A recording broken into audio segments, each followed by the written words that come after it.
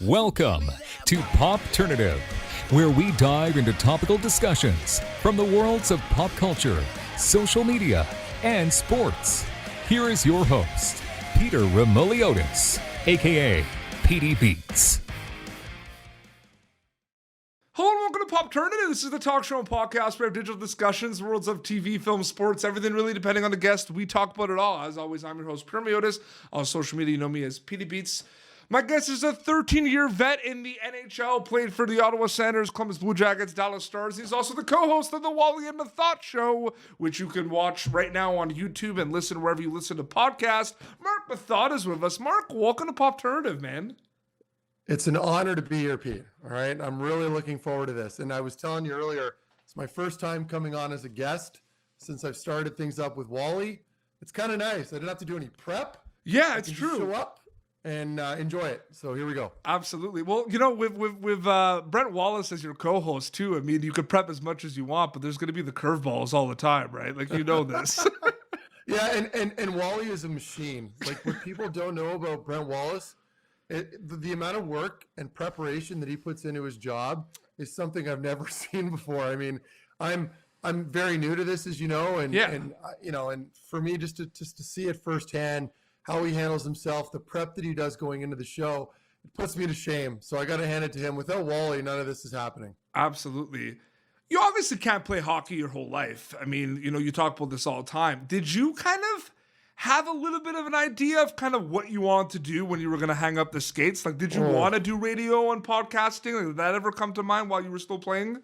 Not initially, but as I got going and toward the end of my career, I was starting to do like the odd spot here and there on TSN 1200. Yeah. Just talking sports for those out there listening that don't really know what I'm talking about. It was just one of those things that I kind of started to get comfortable with. And I've always been comfortable doing interviews and talking to the media. So it was definitely an opportunity. And as most people know, I mean, me being an athlete, I didn't have post-secondary. I didn't go to college. I went right into pro from high school. So, yeah. I mean, I don't have a lot to fall back on, right? So I had to kind of play, or rather, you know, go into whatever I had as far as experience goes, which happens to be hockey. And media is the next avenue for me. And it just kind of worked out pretty seamlessly initially. I mean, I don't know. I may not be doing this next year. Yeah. But for now, I'm really enjoying it, and it's fun. It's funny, too, because, you know, big fan of the Wally and Methot Show. I watch it all the time. I subscribe. Love it. Nice. The interview of Boro, I think, was one of my favorite ones personally because, you know, two of you fan favorites for the Ottawa Senators, but it's just especially the when you guys were talking about media and media training and everything.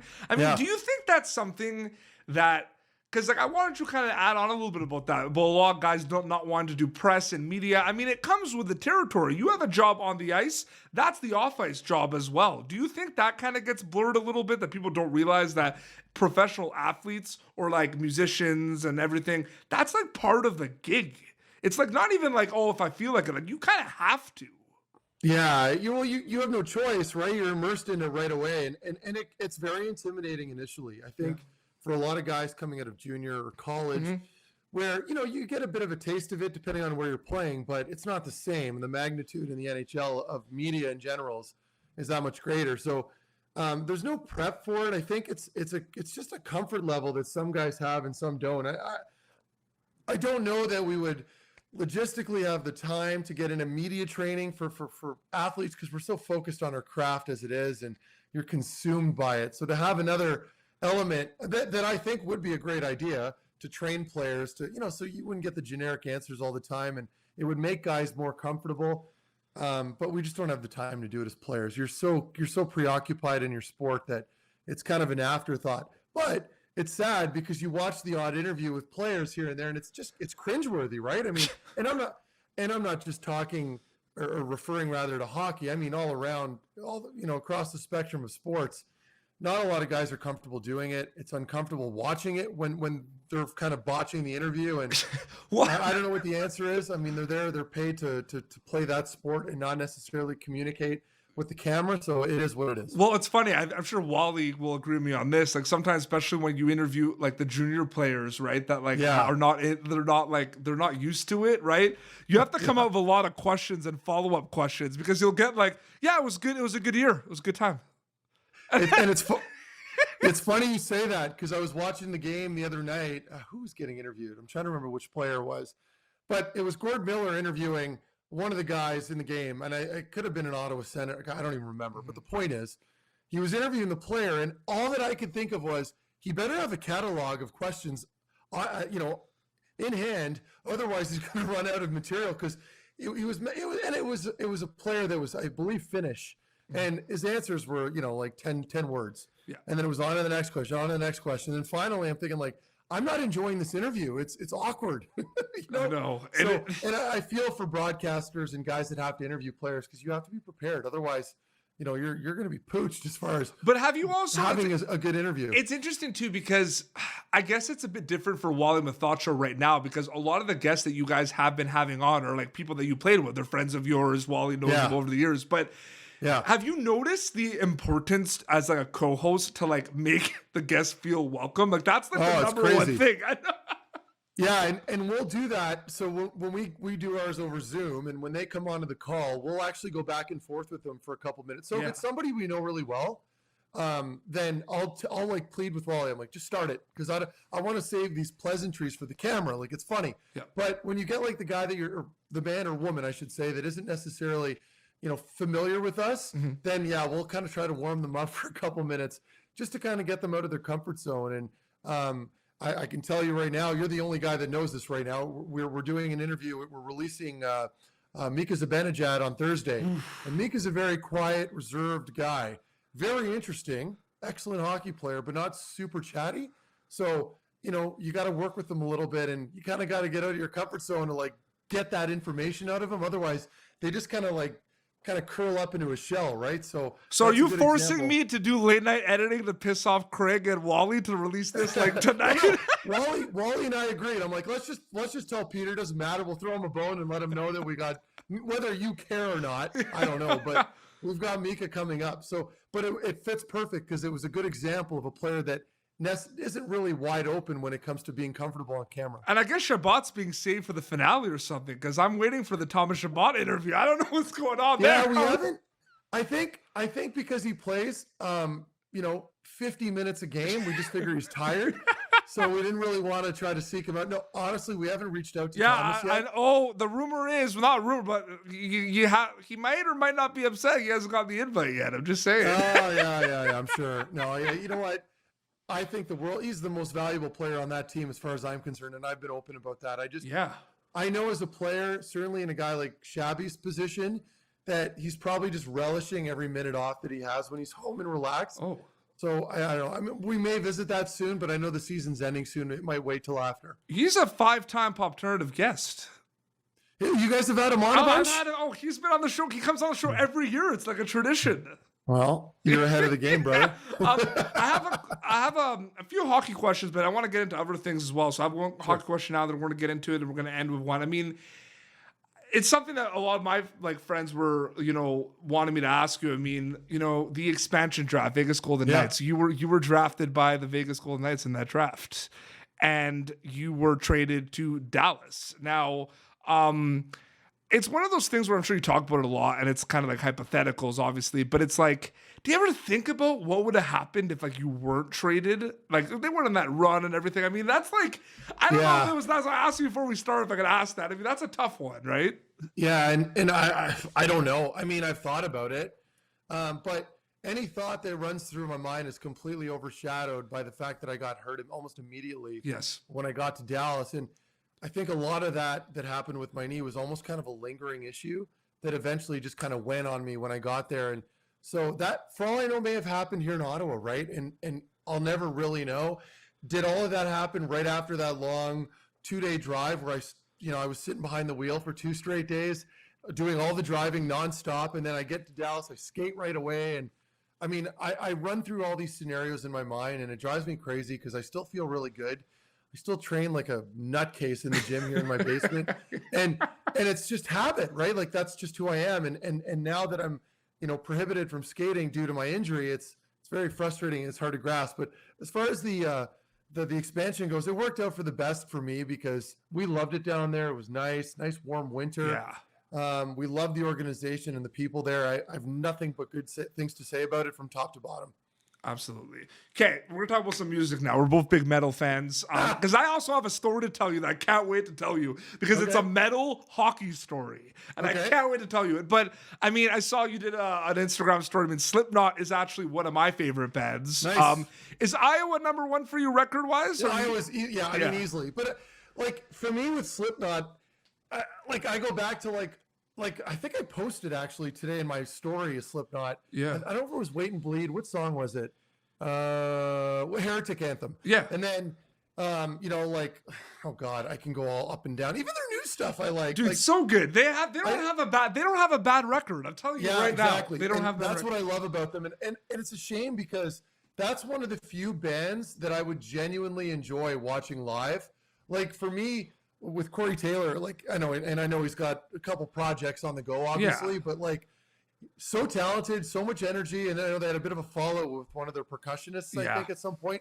But I mean, they've got 12 members. I'm sure they can replace one, right? And they have masks too, right? So it's like but that's one show that I've been dying to see, and like I've been listening to them since they're one of the OGs for me as far as like original bands that I got listening to originally. Did you have a chance to go see bands like while? Yeah, I do. And it's always the generic. I don't want to call Metallica generic because I love a lot of their old stuff. Yeah. I can't stand their Black Album or anything after because I've just heard it so much over the airwaves playing sports. That's all you hear in the buildings. But like Ride the Lightning and Justice for All, like those are my albums. And I saw them perform 2 summers ago at Cap Drapeau in Montreal. Yeah. And so they had like Volbeat, who I really love. They opened up for them. Avenged Sevenfold, another band I really like. I've listened to them for years. So, like I always get taken back. Anyway, I'm not trying to go off into the catalog of metal music, but touching on Slipknot, a huge fan of them for sure. Yeah. Do you go heavier? Like, do you like some of like the metalcore? Okay. I'm not a Cookie Monster metal guy. And when I say Cookie Monster, I'm talking about the... Now, I dabble a little bit, for sure. So which bands? What's the limit for Marc Methot? Oh, like, name some bands. Like thrash. I'd say Cavalera Conspiracy, but even he's not like, or like Soulfly Sepultura, like the older stuff. But they were really like yelling and screaming. So I'm not going to be listening to Cannibal Corpse in my gym. I just don't listen to that. Man, but like Gojira. Yeah. Again, they're not super hard. Like you probably listen to a lot more harder stuff than I do. Oh yeah, and I interview. Okay, so here's the story I want to tell you because it's funny because I saw on for people that follow Marc Methot on Twitter, they see like heavy metal fan, right? Yeah. So I was when we confirmed a date, I was actually like excited to tell you the story. So World Junior Hockey Championship 2017 Montreal. The tournament where Canada lost to US, Colin White beat Thomas Chabot in shootout. Yep. We're up. I was one of the social media leads of Hockey Canada. So we're up in the press box and I'm sitting next to the Swedish announcers, right? They're doing the Swedish radio, right? Yeah, okay. Yeah. So I'm sitting next to them and they're really cool and awesome and animated and we're chatting and everything. And they're doing their broadcast and they have the guy in Sweden, their producer is in Sweden, right? So their Wally and Methot Show is in Sweden, cueing them and everything. So we're talking and I'm like, yeah, like I love like some of my favorite metal bands have come from Sweden. Like I love some of the bands. So like In Flames is like one of my favorite bands. So I'm a huge fan of In Flames. And like Dark Tranquility is another one. Do you remember Dark Tranquility? No, I've never heard of Dark Tranquility. Similar stuff. Godberg death metal. But like, so I actually tell them, I'm like, one of my favorite bands is from Sweden, In Flames. They're like, oh, cool, In Flames. Like, I don't listen to them, but like, we heard of them. Yeah, In Flames. So the best part, no, it gets better. So then I'm telling them, like, In Flames. So the whole tournament, it's like an inside joke the whole time. Like, I'm going up to them, like, like In Flames, right? Yeah. So right before the gold medal game, I'm like, before break, like, intermission, I'm coming. They're like, hollering at me, like, come here. And they put the headset on. And during the break, they had their producer play In Flames as their like, intro music. No kidding. Oh, see, that's awesome. Yeah, and that's like a Scandinavian thing. Like obviously, as you know, like if you've seen the Sam Dunn movies, all like Headbanger's Journey, and there's another. He made another one after that. But anyway, all the Scandinavians love their death metal, and like the Norwegian death metal bands too. Like well, unfortunately, really like serious. I always ask players when I interviewed Philip Broberg on my show, Edmonton Oilers prospect. I asked him, like, I was like, one of my favorite bands is from Sweden. He's like, oh, ABBA. I'm like, come on, man. Yeah, that's he said that, and not, I'll never let him live him down. Like he said, but you know, but like from Ottawa, when I played, like even Eric Carlson likes his metal music to a degree, I guess. But he just kind of dabbles occasionally. Okay. Robin Leonard listened to a lot of metal too. Oh yeah. And so, like, they all relate. They all know all the bands. But, like, me, like, it's funny because I can name you random newer bands. Like, I love Mastodon. Mind you, they only dropped an album last year, I think. Prior to that, like, Emperor of Sand is one of Mastodon's albums. Huge fan of that one. But, like, other than them, I always go back to the classics. I'm always, like, Slayer, Megadeth. God, I'm trying to think of who else. Pantera, huge Pantera fan. Yeah. When I was in Columbus, Dallas Stars. yeah, I mean it's awesome. And it's Dimebag, right? Yeah. And when I was playing in Columbus earlier on in my career, it got to the point where I was making our own like playlists for pregame warm up on the ice, and I'd always have like effing Hostel. I don't know if I can swear in the show, but we always had effing Hostel or Cowboys from Hell, and we had all those songs playing. And I'd always put them on CDs. And to be playing over the loudspeakers, they were never censored. Did you ever go to a heavy metal? Did you ever go to a heavy metal concert with like a teammate? Or was that kind of the only metal show, and I don't want to call them metal, I guess they're progressive, would be Tool. Yeah. You've seen Tool live? I'm jealous. That's awesome. Yeah, so I saw them years ago, but like, you know, metal shows. It's hard to go to concerts during the season to begin with, because you're always playing the following night. And for me, it's like the last thing I want to do is go to a show and not have a beer and just sit there like watching the show, stone cold sober, having a water. Yeah, it's not like I'm trying to get hammered. I enjoy having a couple of drinks and getting into the atmosphere. And if I can't do that, I save it until the summertime. So typically, I wait till the summer. I like the outdoor shows, and that's where I hit up the metal shows. Do you remember the story of like Corey Crawford getting like in a mosh pit into a Rise Against concert? Did you hear about that? Chicago? Rise Against mosh pit? It was Rise Against mosh pit. I'll never forget. I mean, they're good. Yeah, they're not heavy, but they're you know, that's still awesome though. Oh, it's it awesome. is. Okay, so a hockey question. I think I left you off the hook. Like it's not super hard, but like I just thought of something. Okay, so you played 13 years in the greatest league in the world. The NHL is the greatest hockey league in the world, okay? Yeah. And I work in hockey. You know, Wally, your co-host, you know, has kids that play hockey. They're at the rinks and everything. Yeah. And when I say we, I mean hockey players, parents, media, okay? Are we there yet in terms of we actually know how hard it is to make it to the NHL? Because I'm talking about all the diehard parents, the diehard trainers and everything, you know what I mean? Yeah. Like who want their kids to make it, and I get it, and you know, we don't want to be like rain on everyone's parade and everything, you know what I mean? But they get so competitive, and you know, the new Mighty Ducks show on Disney Plus is kind of alluding to this, right? You know, spending all the money in hockey and everything. But it's like you played it, you lived it and everything. You see the hot shot in junior, you know what I mean, versus playing it.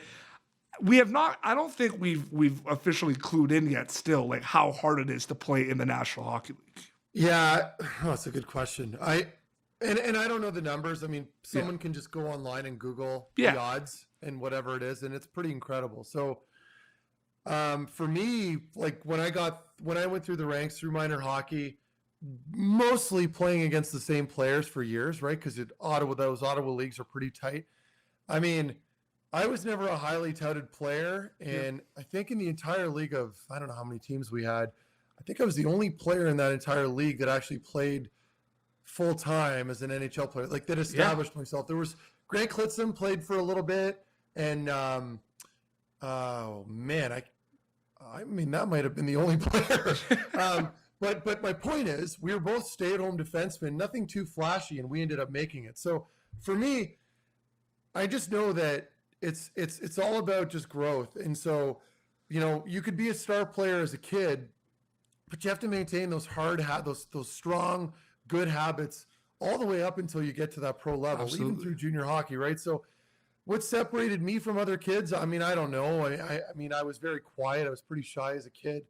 But, I mean, I was obsessed with working very hard and trying to get better all the time. Like, I was 16 years old and I was posting notes above my bedroom door, you know, kind of like these little keywords on not being at work that summer and this and that. Like I was always very highly and self-motivated. 100%. I got a lot of push from my parents growing up. My dad pushed me a lot growing up, but it got to the point where then I was kind of self-reliant and I started just doing things on my own. I'd bike, you know, for 45 minutes just to get to the gym so I could do a full workout and bike back because I didn't have a license yet. I was too young. Yeah. But that's how crazy I was as far as wanting to get better. And so, you know, you're missing parties. You're missing high school parties on the weekends. You're not as social because you're busy playing your hockey games or tournaments. Those are all sacrifices you have to make. And even then, you know, more often than not, you're not going to make it. But there's always going to be positives to gain from that. And it's lifelong lessons that you can carry with you. So not making the NHL isn't the end of the world. No, but it's such a hard league. Like you're a bit of a different, you're a little bit of a different thing because you kind of were very good at like one aspect of the game, stay at home, and you did it very well. But like, it's just like you see these players like that are so good. Like I'll play like beer league with these players that are like unreal, and they just play like junior A. Well, and keep in mind you're playing against players from Finland. Yeah, Sweden. You're vying against players like that. These are guys that are competing to take that job as well. Russia. And we're talking about kids that are incredibly highly motivated, that are, you know, some poor, some not so poor, but everyone's just trying to get out and play in the National Hockey League. And so, you know, the amount of competition you're facing, like forget just playing out of Ottawa or a small town that you're from. It's being the best in your age group, you know, in a grouping of, you know, hundreds of thousands of kids that are playing hockey. So, yeah, it's very hard, but that's not to shatter dreams of players that are no. And maybe this is like the Wally in me, you know, just being like a bit like, I don't know. It's just like a little pessimistic. I don't know. It's just like I don't think we've officially they don't get it. Like but the flip side, and my brother was a really good player growing up as well. He never played in the NHL, but you know, he got a lot of opportunities from playing competitive hockey. He ended up, you know, playing for the 67s in Ottawa. Then he was the captain of the Ottawa U hockey team, got his school paid for. So there's this, you know, there's always a positive, a net positive, depending on your situation and if you work hard enough. Absolutely. Mark, thank you so much for coming on Popternative, man. Seriously. My pleasure. It was fun. Fun to talk about a little bit of metal too. Yeah, absolutely. I'm like, you know, like Wally's gonna just like talk hockey with you and ask you about your career for an hour and a half or how long it is. But the Wally and Methot Show is usually out on Mondays, correct? Mondays and Thursdays typically will drop a new show, and it's on YouTube, and they can also listen to it wherever they listen to things as well. Yes, sir. And they can follow. I'm doing the plug-in for you. Yeah. Thank you very much. Well. And you know what? That wasn't my goal. You know, if people want to come and watch the show, it's funny, it's great. Yeah. But I'm not going to come on here and kind of shove it in your face. No, but we got to talk about it. It's the Wally and Methot Show. It's one of the hottest new shows. It's a great show, and Craig Medallia is our producer. He's fantastic. Does a lot of great edits. Absolutely. He's a wizard. And Brent Wallace, you know, he's got a 25-year career broadcasting under his belt. So.